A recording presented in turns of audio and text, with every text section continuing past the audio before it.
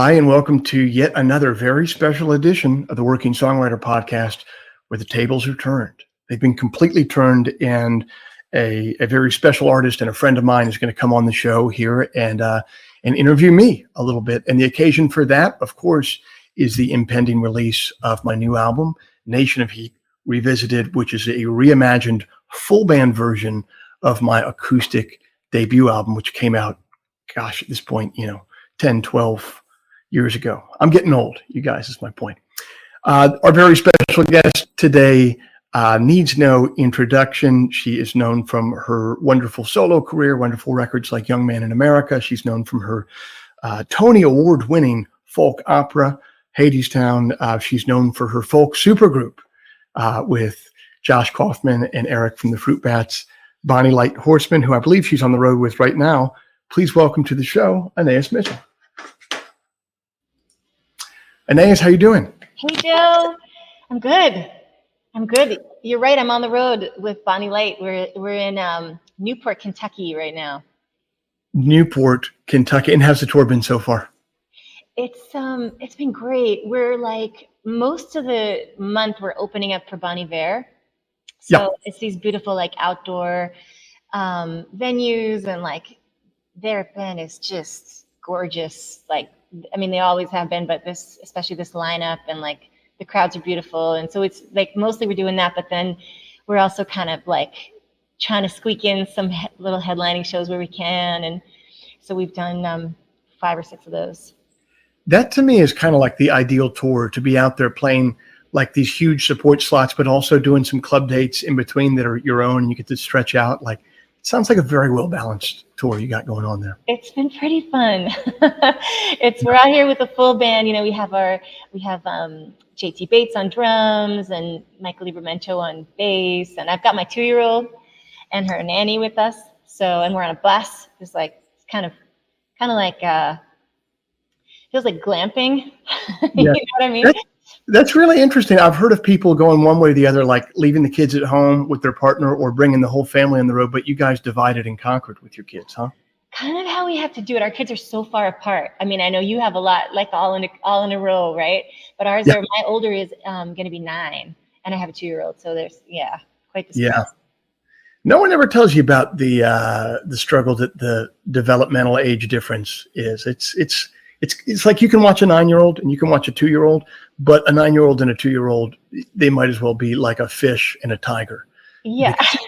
So they need nothing that's the same between the two of them. Yeah, it's true. And it's like exhausting to try to protect each of their little headspaces.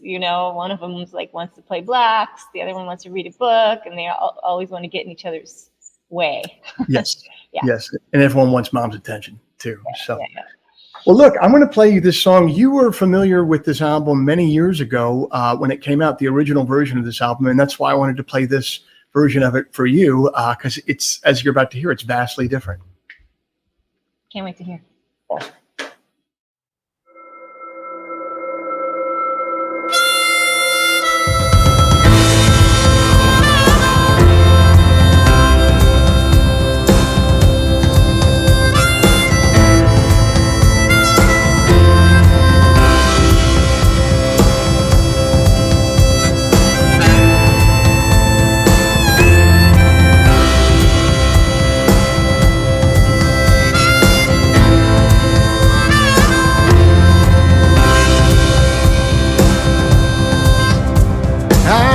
Day, I am the dawn, I am the darkness coming on.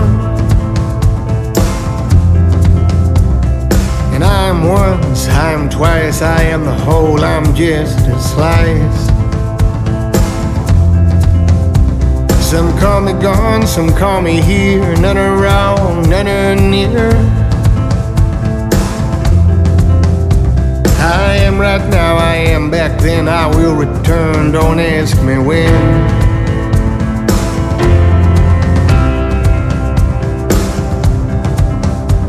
I am the disappointed kiss, I am the unexpected harvest.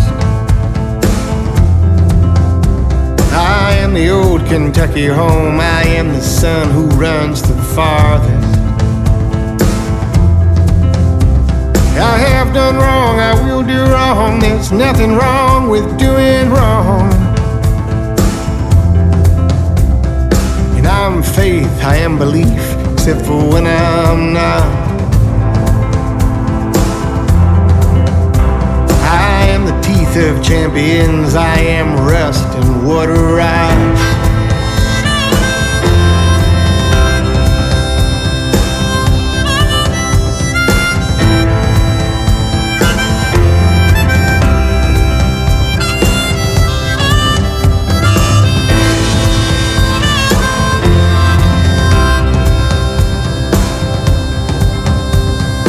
I'm sleep, I'm breathing, I'm the missing of the passing seasons.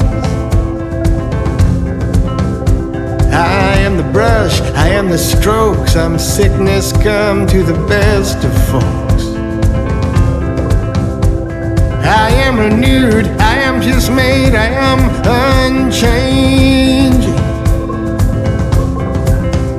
I'm a pasture fenced about the edge, I am Dakota thunder raging. And by my shoes, and by my feet, and by my sword and wonder, I am the tracks we've laid above, I am the tunnel running under.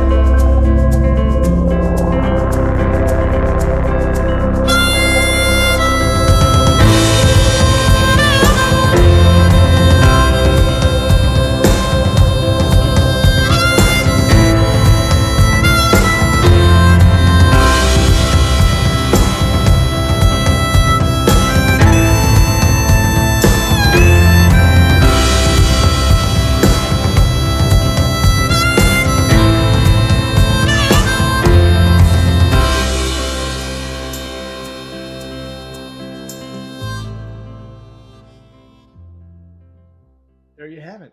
Oh my God, Joe. Epic. That's awesome. Thank Yeah. you. Yeah, I knew it had to be really, if I was going to go back and revisit the record, I'm like, well, it can't just be, acoustic guitar with the rhythm section behind it. We got to go really different for this. So. Yeah. Yeah. And it's almost like all those sounds like existed already, like the chord motion of the piano and stuff. That you don't really hear that, right? In the acoustic version, you wouldn't hear that motion, but it's No. like it was there somehow. And the drums, so it's like glorious. Yes. Yeah, the solo acoustic record thing, on some level it's really cool because you can hear the song itself and you can really hear the artist's voice, but then obviously its drawback is it's not capable of showing you all this melodic motion, between that's going on. And so hopefully some of that was captured in this new re-recording. Totally. And so how did you make it? Who did you work with? So I have gone the complete, I went the route of making it in my basement and having artists and musicians fly me different tracks to work on it, which I wish I could say was due to COVID, but I think is much more due to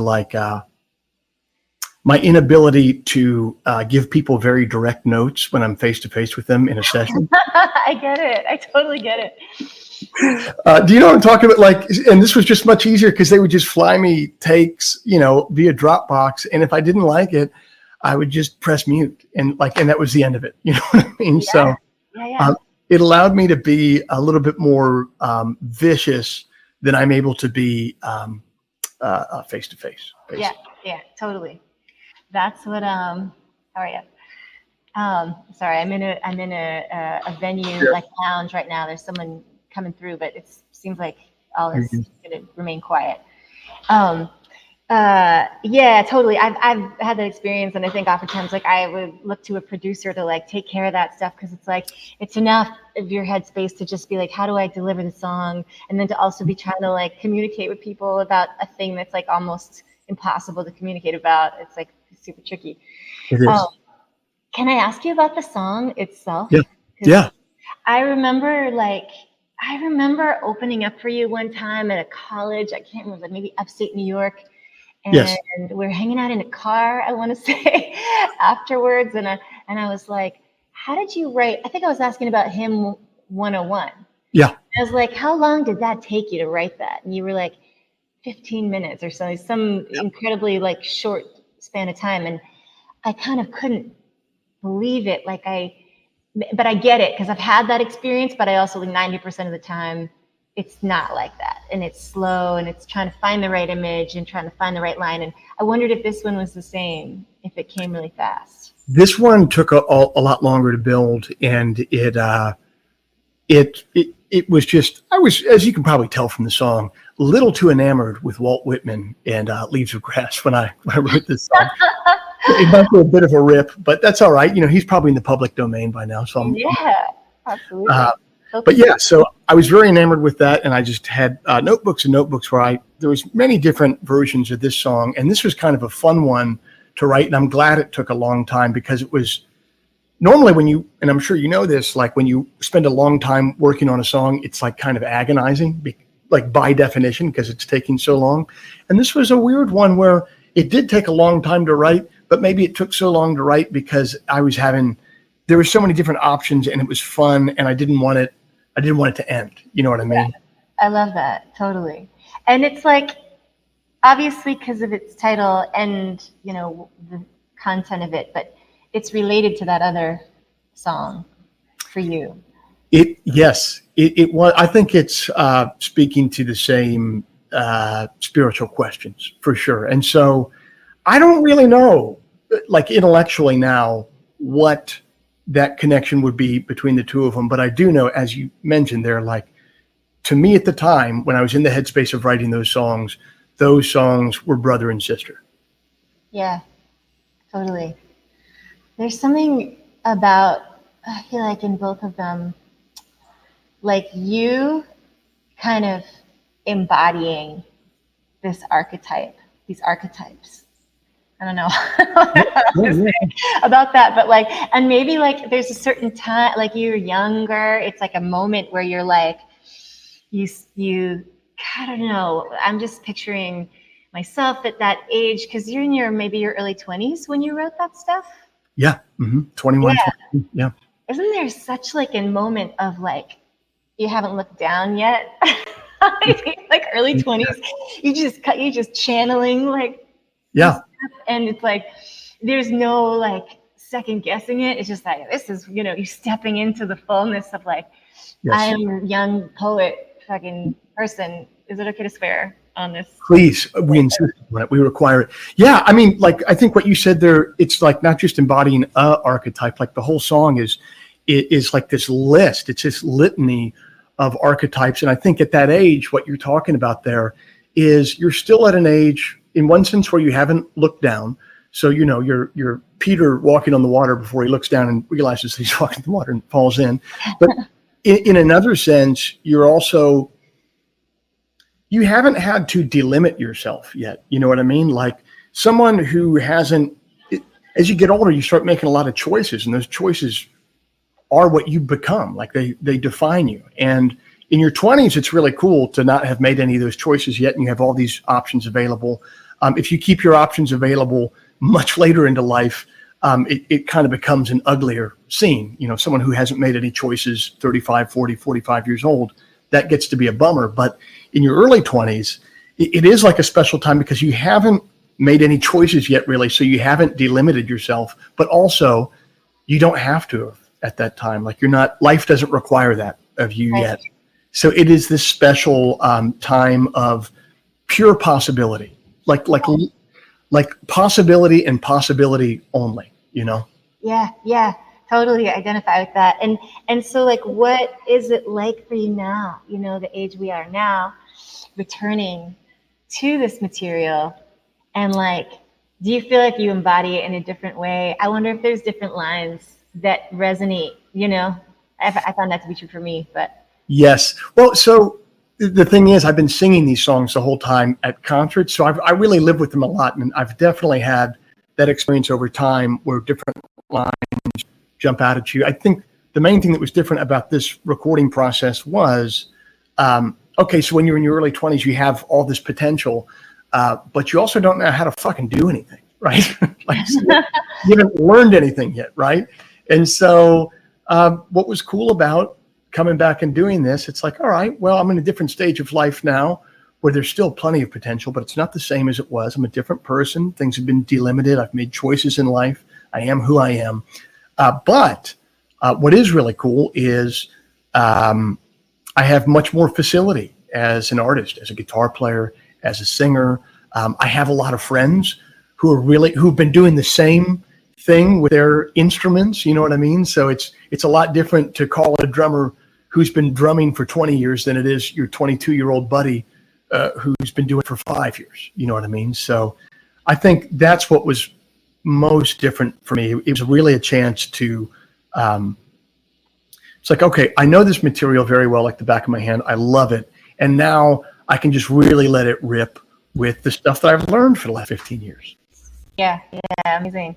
Well, I feel like the track you made, it's like definitely, it harnesses the kind of the intensity of what that song is lyrically. I mean, it's intense just as a lyrical piece, but then to sort of see that writ large with the instruments, it's an epic, fucking huge song, and that's what it sounds like. Yes, yeah. I wanted people to feel a lot of this album, and I don't know why, because I'm from the East Coast, and I wrote it when I was in the Midwest in Chicago, but I feel like this record really sits well in the American West, and like when you're just driving, it has the feel of a driving through Utah type of vibe to it, and so that's what I was definitely trying to capture with the band there. I met somebody, Anais, who someone came up to me to show about a month ago, and they said, "Hey, man, I came and I saw you and Anais Mitchell play at a college. This is what you were talking about earlier." And I was like, "Dude, you were one of 18 people there." Do you remember that? That's 18 people at this college. But it was like sort of a seminal moment. I thought it was maybe the first like hang that we had. You know, it was like where we got to really talk about songwriting and stuff. And, Totally. Yeah, totally. I remember seeing you. I don't know if it was when this record came out or just a little bit after, but I saw you play at South by Southwest. It might have been like, so I was there when I was maybe 2012 or something, or I was there a lot, like 2008 to 2012. Yeah. You know, it might have been even earlier. It could have been 2008. And I saw you play in this super, just as it oftentimes is at South by Southwest, which is like super crowded, like the worst possible conditions for like enjoying music.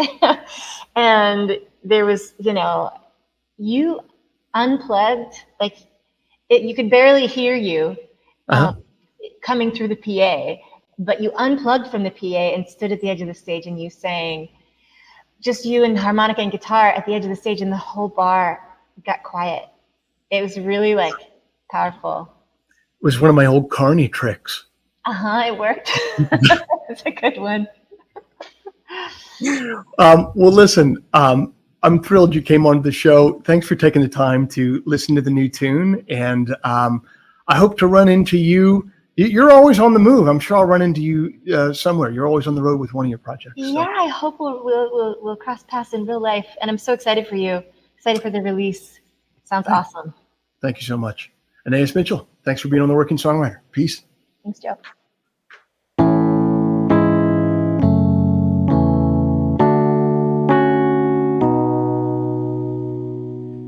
Nation of Heat Revisited is not a remix, it's not a remaster, it's an entirely new album.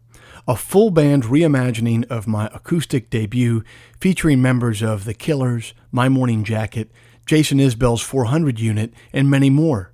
The cover artwork was designed by legendary Chicago artist Tony Fitzpatrick, and the liner notes were composed by Steve Earle. Head on over to joepugmusic.com to listen to the first single, and then click on the tab for our store to order a copy of 10-inch virgin vinyl with a gatefold booklet, or a CD, or a sweet embroidered logo cap, or a super soft album t-shirt. We got it all over there. We'll pack those items up ourselves and send them over to you from our offices in downtown Greenbelt, Maryland. Thank you for supporting 100% independent American music.